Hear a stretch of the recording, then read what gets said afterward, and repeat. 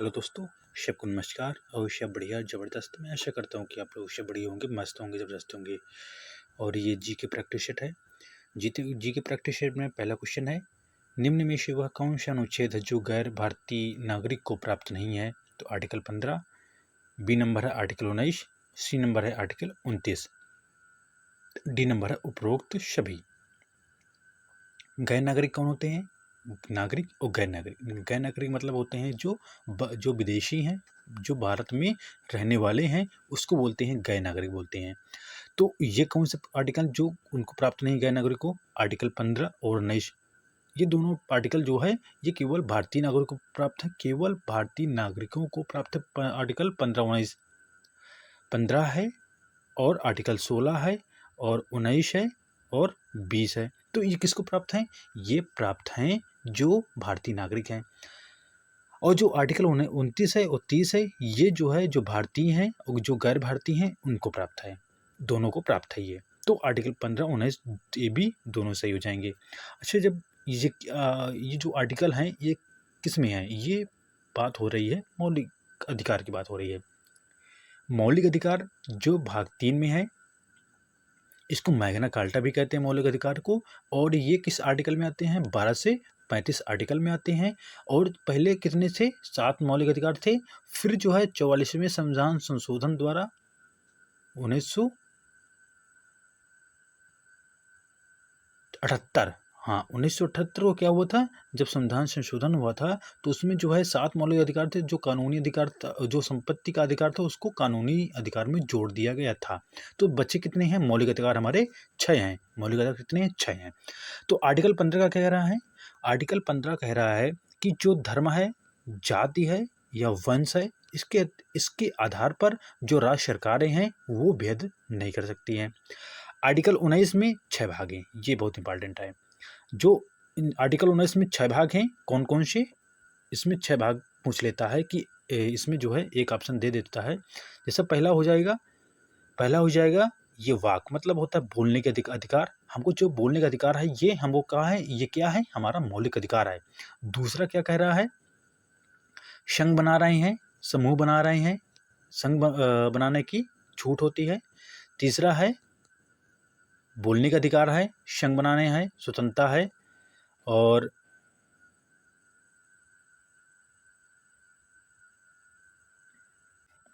भाषण देने का अधिकार है। 3 हो गए, अब 3 बचे हैं। तो 3 कौन कौन से बचे हैं? एक है हम कहीं कि दूसरे राज्य में आ जा सकते हैं। जैसे हमारा पेपर होता है, अगर मान लो मध्य प्रदेश हो गया है या मतलब उड़ीसा हो गया, तो हम कहीं भी आ जा सकते हैं, ये हमारा मौलिक अधिकार होता है। और हम कहीं निवास कर सकते हैं, जैसे दूसरी जगह रहते हैं, जैसे जम्मू कश्मीर पहले नहीं था, तो अब जो है आर्टिकल 371 हटने के बाद जम्मू कश्मीर में हम रह सकते हैं। तो ये वही चीज़ है कि हम दूसरे राज्य में रह भी सकते हैं, हम आ भी जा सकते हैं, रह भी सकते हैं, निवास कर सकते हैं और वहाँ पर व्यापार भी कर सकते हैं। तो हम व्यापार भी कर सकते हैं। ये 3-3-6 ये मौलिक अधिकार हमारे जो है, ये मतलब 9 के अंतर्गत 6 भाग आते हैं। तो इसका आंसर ए बी दोनों सही हो जाएंगे। अगला क्वेश्चन है, आगरा नगर की स्थापना किसके द्वारा की गई थी? फिरोज शाह तुगलक। बी नंबर है मोहम्मद बिन तुगलक, सी नंबर है अलाउद्दीन खिलजी और डी नंबर है सिकंदर लोदी। तो इसका आंसर क्या है? सिकंदर लोदी। सिकंदर लोदी वही है जो लोदी वंश है। बहलोल लोदी इसके जो अगर पूछ लेता लोदी वंश का सब मतलब क्या होता है कि सब बहुत क्वेश्चन सिंपल पूछ लेता है। जैसे लोदी वंश का संस्थापक पूछ लेगा, लोदी वंश का संस्थापक कौन है? बहलोल लोदी है। उसके बाद फिर सिकंदर लोदी है, फिर उसके बाद जो है इब्राहिम लोदी है। तो जो सिकंदर लोदी है, इसने आगरा नगर की स्थापना की थी और इसने जो है गजे सिकंदरी चलवाया था। गजे सिकंदरी किसने चलवाया था? सिकंदर लोदी ने ही चलवाया था। और 1506 में जो कुतुब मीनार है उसका जो मरम्मत करवाया था 1506 ईस्वी में सिकंदर लोदी ने ही करवाया था। भाई इल्तुतमिश ने, मतलब जो कुतुबुद्दीन ऐबक है, उसने जो है कुतुब मीनार की स्थापना की। फिर इल्तुतमिश जो है दूसरा मंजिल है, तीसरा मंजिल है, उसको बनवाया था। फिर जो है आगरा मतलब जो अकबर के टाइम पर भी बना था, लेकिन जब इसमें जो है बिजली गिर गई थी, उसी कारण जो है कुतुब मीनार था उसमें गड़बड़ी आ गई थी, मतलब उसकी जो बिल्डिंग ने हैं उसमें गड़बड़ी आ गई थी। उसके द्वारा फिर जो है इसने सिकंदर लोदी ने ही उसका टी मतलब बोलते हैं, उसको सही करवाया था। तो 1506 की बात है। अब इसमें और ऑप्शन है, ये जो ऑप्शन हो डी नंबर सही है। ऑप्शन है अलाउद्दीन खिलजी। जो खिलजी वंश का संस्थापक कौन है? जलालुद्दीन खिलजी है। और जलालुद्दीन खिलजी का ही ये क्या, इसका अलाउद्दीन खिलजी क्या है? ये दामाद भी है और भतीजा भी है। इसका चाचा जो है जलालुद्दीन खिलजी था। खिलजी के टाइम पर जो है एक मलिक कपूर था। मलिक कपूर उसको जो है उसको 1000 दिनारी बोलते थे, क्योंकि 1000 दिनार दे करके उसको खरीदा गया था मलिक कपूर को। और इसने जो है जो काकतीय वंश है, जो काकतीय वंश जो हीरा लिया था, हीरा जो है कोहिनूर जो बोलते हैं, जो कोहिनूर है उसको अलाउद्दीन खिलजी को ये इसने दिया था। कौन दिया था? 1000 दिनारी दिया था। तो इसको किसको दिया था? अलाउद्दीन खिलजी को दिया था। और इसको दूसरा सिकंदर बोलते हैं। अली गुरसब इसका नाम था। अली गुरसब जो है अलाउद्दीन खिलजी का नाम था। इसमें मोहम्मद बिन तुगलक है। मोहम्मद बिन तुगलक ये पढ़ा लिखा हुआ बेवकूफ़ बोलते थे इसको, क्योंकि इसने 5 चीज़ करवाया था। 5 चीज़ें मतलब ये पढ़ा लिखा हुआ था, लेकिन इसको ऐसा नहीं करवाना। जैसा दिल्ली से दौलताबाद इसने राजधानी चेंज करवा दिया। जब तुम राजधानी चेंज करवाते हो तो उसमें पैसा खर्च होता है, तो उसी कारण से इसका जो मतलब रेवेन्यू था वो कम हो गया था। तो फिर इसने दिल्ली से दौलताबाद इसने राजधानी चेंज करवाया, फिर दौलताबाद से दिल्ली करवाया। यही करता रह गया। एक चीज़ इसमें से हुआ है। दूसरा चीज़ है, इसने जो है जो करेंसी थी, जो मुद्रा थी, इसको छपवाना शुरू कर दिया था। मतलब कि अब लोग अपने घर में छापना शुरू कर दिए थे, इसलिए जो है इसकी करेंसी बिल्कुल गिर गई थी, कोई कीमत नहीं थी। तो एक ये हो गया था। एक हो गया था कुरान जो कुमायूं हिल्स है। कुमायूं हिल्स में जो है इसने कुमायूं हिल्स की चढ़ाई की थी। और चौथा है जो दोआबा क्षेत्र है। दोआबा क्षेत्र मतलब उत्तर भारत में, उसमें जो है ये टैक्स लगा दिया था। और लास्ट है ये जो खुरासान पर आक्रमण का बात आता थी, तो ये जो है ये मोहम्मद बिन तुगलक के ही समय पर हुआ था। और फिर उसके बाद है सिकंदर फिरोज शाह तुगलक है। ये मोहम्मद बिन तुगलक के बाद फिरोज शाह तुगलक आता है। और उसके बाद जो है इसने जो है नहर जो है निर्माण सबसे ज़्यादा करवाया था जो तुगलक वंश में। और इसने जो है फिरोज शाह तुगलक है, इसमें नहर का निर्माण सबसे ज़्यादा करवाया था। तो इसका आंसर डी नंबर सही है। अगला क्वेश्चन है, पांड्य साम्राज्य की राजधानी कहाँ है? ये है मदुरई। कहाँ है पांड्य? ये तो बिल्कुल मतलब इस टाइप तुमको याद होना चाहिए कि जो पांड्य साम्राज्य की राजधानी वो कहाँ है? वो मदुरई है। जो आगरा है, अच्छा आगरा जो है, आगरा से इसका तो स्थापना मतलब इससे जो संबंधित है, लेकिन वहाँ पर आगरा में है क्या? जैसे ताजमहल स्थित है, आगरा में स्थित है। लाल किला आगरा में स्थित है। अकबर का मकबरा आगरा में स्थित है। अकबर का मकबरा आगरा में। अतमदुल्ला का जो है मकबरा, ये कहाँ है? आगरा में स्थित है। और यहाँ पर जो है बुलंद दरवाज़ा आगरा में ही स्थित है। और जो सिकंदर है, क्या नाम था उसका? फतेहपुर सीकरी है, वो सिकंदराबाद, यहाँ पर फतेहपुर सीकरी सिकंदराबाद में है स्थित है। और ये आगरा के मतलब अकबर के टाइम पर ही स्थापित होता है। तो ये आगरा से संबंधित था। अगला क्वेश्चन है, सती प्रथा को समाप्त करने का श्रेय किसे जाता है? Lord Curzon. लॉर्ड कर्जन किसको जानते हैं? लॉर्ड कर्जन है जो कर्ज लेकर के ही विश्वविद्यालय की खोज की थी। और दूसरा जो है जो बंगाल विभाजन था, बंगाल विभाजन 1906 की बात है, तब जो है लॉर्ड कर्जन वायसराय था। अच्छा, लॉर्ड विलियम बेंटिंक था, ये सती प्रथा का अंत किया था लॉर्ड विलियम बेंटिंक। ये कब की बात है? 1829 की बात है। अगर सन पूछता है तो 1829 में इसने सती प्रथा को समाप्त किया था। सती प्रथा मतलब होता है कि उसमें कूद जाना, मतलब कि अपने पति के साथ जो है जब उसको मतलब जो है दफन करते थे, वो जलाते थे, उसके साथ जो है सती हो जाती थी, मतलब उसमें कूद कूद जाती थी और इसमें मतलब इसमें ज़बरदस्ती होता था। तो इसलिए जो है लॉर्ड बैटिंग जो है 1829 में इसने समाप्त कर दिया था और राजा राम मोहन राय के सहयोग से। तो इसका आंसर क्या हो जाएगा? बी नंबर सही है, लॉर्ड कैनिंग।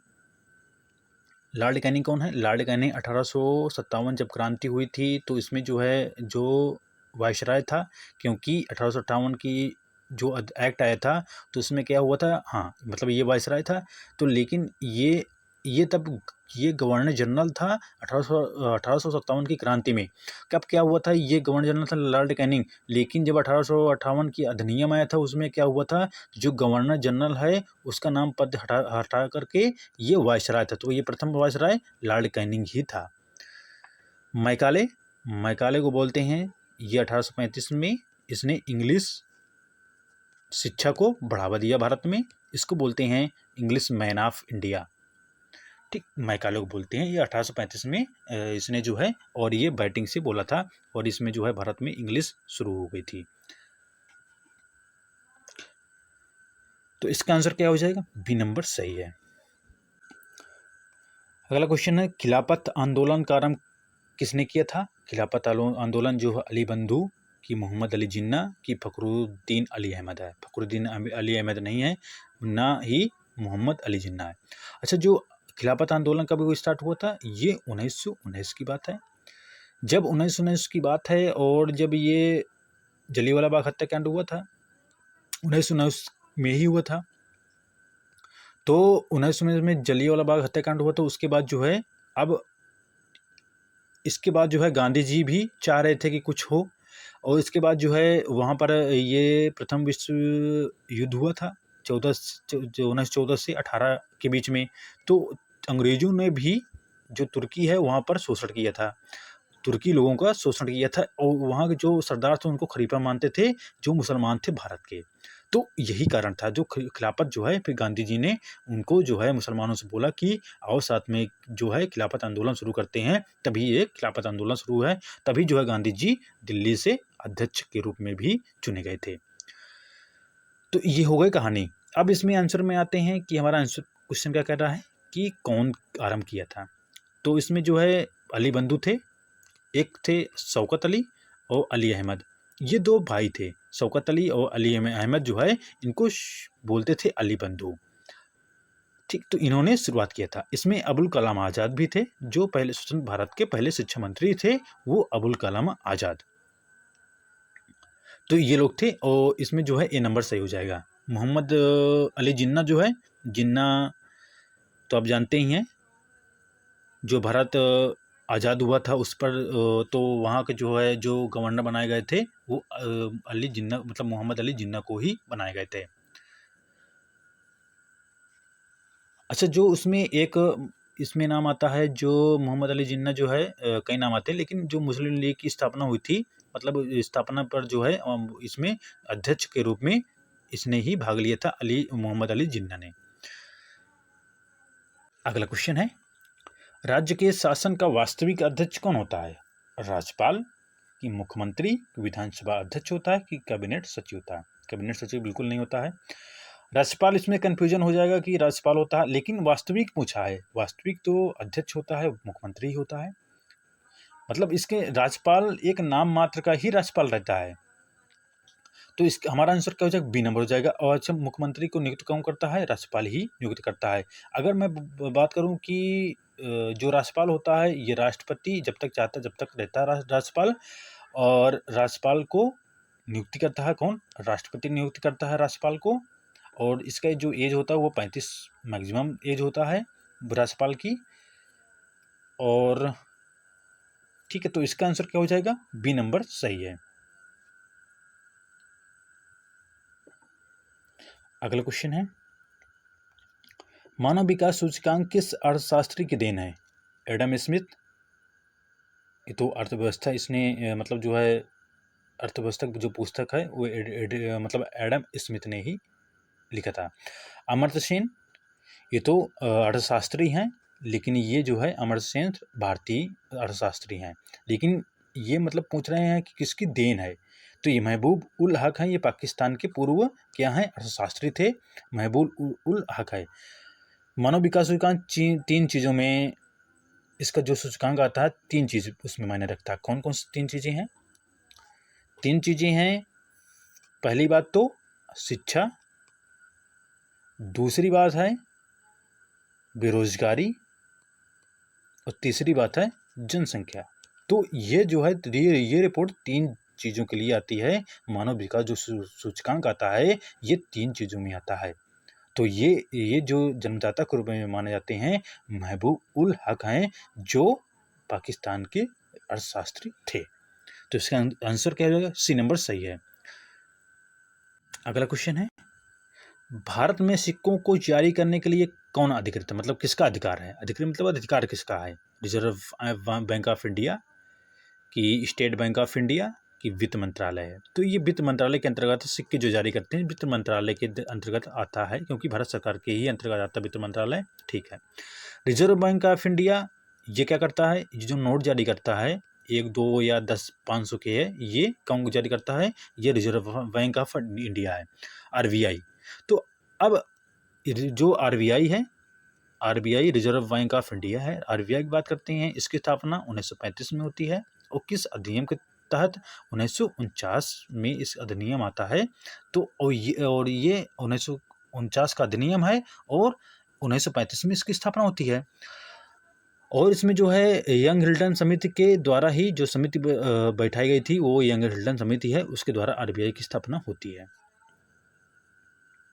और जो इसमें एक ऑप्शन है SBI, state bank of India बोलते हैं इसको, और इसका नाम पहले क्या था? इंपीरियल बैंक था।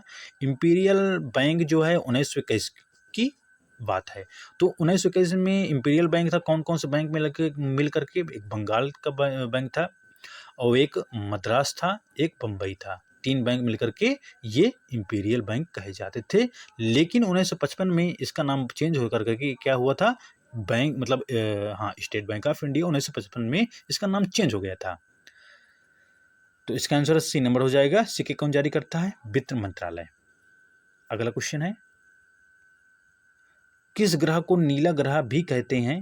पृथ्वी, ए नंबर शनि, बी नंबर है मंगल, सी नंबर है, डी नंबर शुक्र।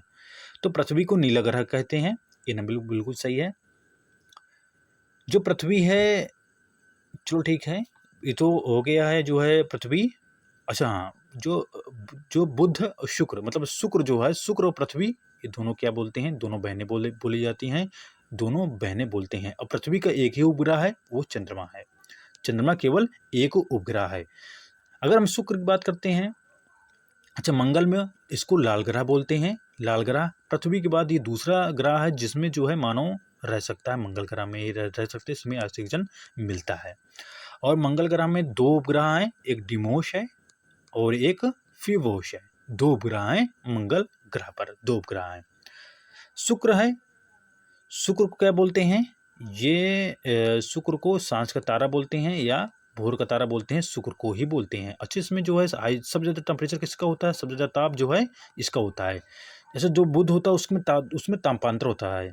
तापांतर मतलब होता है कि वो रात का और दिन का अलग अलग टेम्परेचर हाई होता है, इसलिए। तो शुक्र जो है ये सबसे क्या है? सबसे गर्म ग्रह है शुक्र है। और इसमें जो है ये हाँ मतलब जुड़वा बहन बोलते हैं, पृथ्वी का जुड़वा बहन शुक्र बोलते हैं। भोर का तारा सांझ का तारा शुक्र में ही देखने को मिलता है। तो इसका आंसर क्या हो जाएगा? ए नंबर सही है। अगला क्वेश्चन है, पृथ्वी के वायुमंडल का सर्वाधिक घनत्व, जो वायुमंडल का सर्वाधिक घनत्व कहाँ पर है? तो इसका आंसर बिल्कुल सिंपल हो जाएगा, क्षोभ मंडल। क्योंकि हम रहते हैं पृथ्वी में ही रहते हैं, क्षोभ मंडल में ही रहते हैं। तो इसलिए जो है ये एक आवरण हो जाता है, जैसे क्षोभ मंडल हो जाता है। क्षोभ मंडल होता है, फिर होता है समताप मंडल होता है, फिर मध्य मंडल होता है, फिर आयन मंडल होता है, फिर बहिर्मंडल होता है। तो हमारा जो क्षोभ मंडल होता है ये कितना होता है? 8 से 18 किलोमीटर तक क्षोभ मंडल होता है। समताप मंडल होता है 18 से 32 किलोमीटर तक समताप मंडल होता है। और इसमें जो है ओजोन परत होती है, ओजोन परत बोलते हैं उसको। और ओजोन परत में जो नापते हैं उसको डाप्सन मीटर बोला जाता है।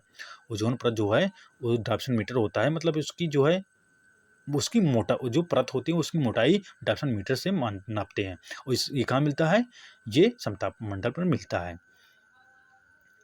जो हाँ, मतलब ये सबसे बाहरी आवरण हो जाता है जिसमें जो है सबसे बाहरी मंडल हो जाता है वायुमंडल। अच्छा, मध्यमंडल में क्या है? मध्यमंडल में सबसे कम टेम्परेचर होता है, तो मध्यमंडल की यही मतलब यही है कि सबसे कम टेम्परेचर होता है, इसका सबसे कम ताप होता है। तो इसका आंसर सी नंबर सही है। अगला क्वेश्चन है, निम्नलिखित में से कौन सा मरुस्थल नहीं है? कौन मरुस्थल नहीं है? थारू, ये थार होता है। थार होता है जो राजस्थान में है। राजस्थान का मरुस्थल है ये। एशिया में, दक्षिण एशिया में सबसे बड़ा मरुस्थल है थार मरुस्थल। कालाहारी बोत्सवाना अफ्रीका में स्थित है। कालाहारी सहारा जो है ये अफ्रीका में ही स्थित है, लेकिन ये कालाहारी बोत्सवाना में स्थित है, ये जगह पूछ लेता है। गोबी ये मंगोलिया में है। गोबी मंगोलिया में है। अच्छा, इसमें जो है कुछ और मरुस्थल हैं, जैसे गिब्सन जिप्सम बोलते हैं, गिब्सन सिप्सम, ये कहाँ है? गिब्सन सिप्सम कहाँ? ये कहाँ है? ऑस्ट्रेलिया में है। ऑस्ट्रेलिया, वहाँ पर मरुस्थल है। जो चिली है,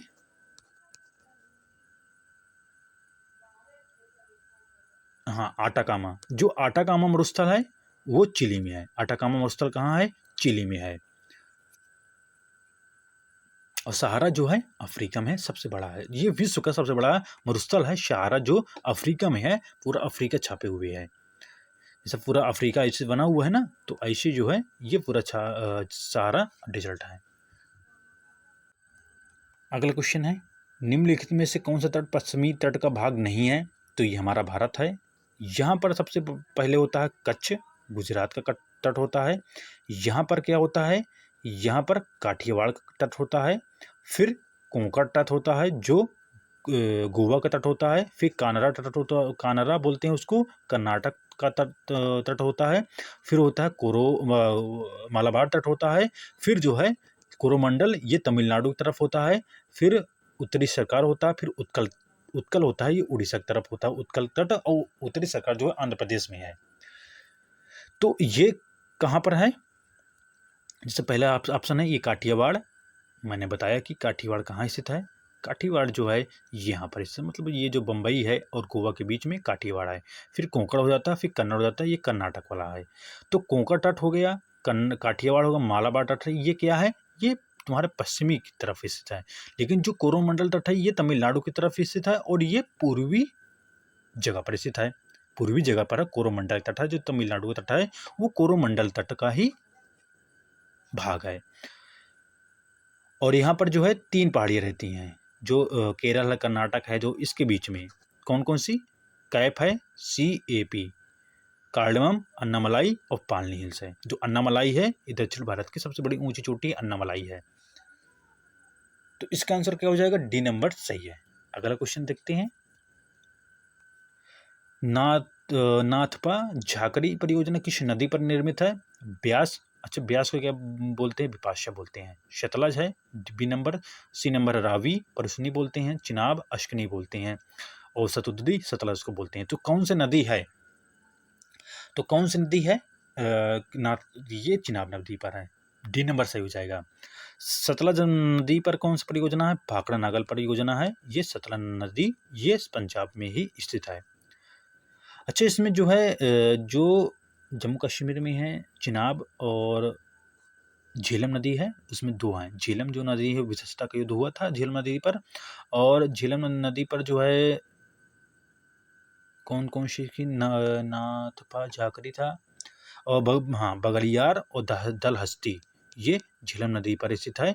जो परियोजना चल रही थी बगलियार और दलहस्ती है, ये जम्मू कश्मीर में ही है, और ये झेलम नदी पर स्थित है। तो इसका आंसर क्या हो जाएगा? डी नंबर सही है। अगला क्वेश्चन है, भारत का सबसे बड़ा गन्ना उत्पादक राज्य कौन सा है? तो उत्तर प्रदेश सही हो जाएगा। उत्तर प्रदेश जो है गन्ना के लिए जाना जाता है। राजस्थान, ये यहाँ पर दुग्ध बहुत ज़्यादा होता है, दूध बहुत ज़्यादा होता है, दूध के लिए जाना जाता है राजस्थान। और यहाँ मोटा अनाज भी होता है, मोटा अनाज यहाँ पर होता है, जैसे मक्का होता है, मक्का बोलते हैं, मक्का यहाँ राजस्थान में बहुत ज़्यादा होता है। कर्नाटक, कर्नाटक जो है, अगर कर्नाटक बात करते हैं तो कर्नाटक में बहुत चीज़ें हैं, जैसे कॉफ़ी जो है, कॉफ़ी बोल्ड कहाँ है? कॉफ़ी बोल्ड कर्नाटक में है। यहाँ पर मतलब राष्ट्रीय उद्यान है, केंद्रमुख है, केंद्रमुख, और बन्नेरघट्टा है, बन्नेरघट्टा राष्ट्रीय उद्यान है, कहाँ? कर्नाटक में है। और बांदीपुर राष्ट्रीय उद्यान है, ये कर्नाटक में ही स्थित है। अच्छा, यहाँ पर जो कावेरी नदी है, कावेरी नदी कर्नाटक से ही निकलती है, मतलब कर्नाटक में ही जो ब्रह्मगिरी पहाड़ियाँ हैं कर्नाटक में, वहीं से कावेरी नदी निकलती है। राजस्थान में जो है, चलो ठीक है, दूध तो मिलता ही है। उसके बाद जो है राजस्थान में रावत भाटा है जो एटॉमिक है, और यहाँ पर मुकुंदरा हिल्स है, मुकुंदरा हिल्स, और यहाँ पर मुकुंदरा हिल्स के बाद जो है राम विषधारी है जो राष्ट्रीय उद्यान है, जो अभी नया बना था। और राजस्थान में जो है कई चीज़ें हैं, जैसे सांबर झील है और देवर झील है। जो सांबर झील है ये एक खारे पानी की झील है सांभर, और देवर झील है ये मीठे पानी की झील है जो राजस्थान में स्थित है। महाराष्ट्र जानते हैं, यहाँ पर जो है दो नदियाँ हैं, एक कृष्णा है, एक कावेरी है। कावेरी तो कर्नाटक में, कृष्णा और गोदावरी नदी है। जो गोदावरी नदी है वो कहाँ से? त्रंबकेश्वर प्लेटू से, मतलब जो है पहाड़ी से निकलती है। और जो कृष्णा है, गोदावरी तो हो गई है, त्रंबकेश्वर हो गया है, और जो है महाबलेश्वर नदी से जो कृष्णा नदी है, महाबलेश्वर जो महाराष्ट्र में है, वहां से निकलती है। तो इसका आंसर क्या हो जाएगा? उत्तर प्रदेश, ये नंबर सही है। अगला क्वेश्चन है, मायोपिया से क्या तात्पर्य है? मायोपिया मतलब क्या होता है? अच्छा, दूरदृष्टि दोष मतलब होता है कि हमको क्या होता है, निकट की वस्तु नहीं दिखाई देती है, दूर की वस्तु दिखाई देती है।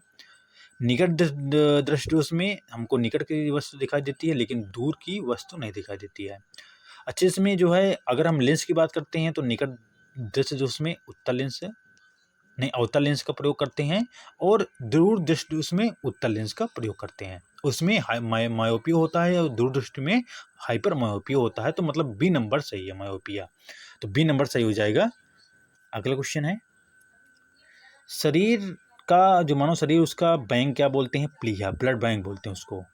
क्योंकि जो है जो हमारा जो आरबीसी होता है वो उत्पन्न होता है अस्थिमज्जा, और वो जहाँ पर पूरा जो है अस्थि, मतलब जो आरबीसी खत्म होती है, वो होता है प्लीहा। तो प्लीहा को जो है कब्रगाह बोलते हैं, उसको ब्लड बैंक बोला जाता है, प्लीहा को।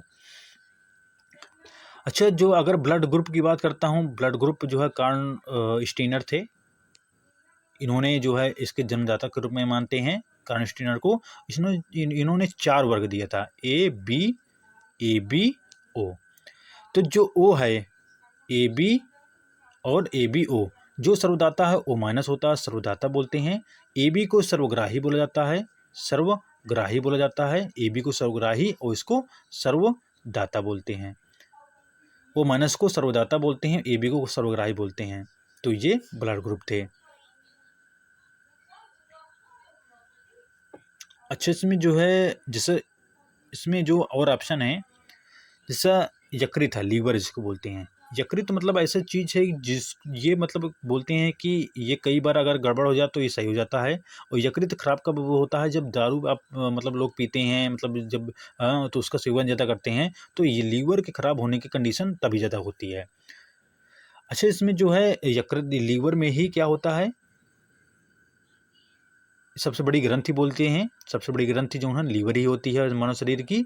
और इसमें जो है ग्लूकोज का ग्लाइकोजन में परिवर्तन जब होता है, ये जो है यकृत में ही होता है, लीवर में ही होता है। और इसमें जो लीवर होता है, इसमें जो है मतलब जो यकृत होती है, इसमें ही जो गंदे पानी से मतलब जब पानी पीते हैं तो उसमें जो पीलिया हो जाता है, पीलिया जो है यकृत में उपस्थित, यकृत में ही है। और इसमें जो है पीलिया रोग हो जाता है, क्योंकि हम प्रदूषित पानी पी लेते हैं, इसके कारण से पीलिया होता है, और ये यकृत में ही स्थित है। तो इसका आंसर क्या हो जाएगा? ए नंबर सही है।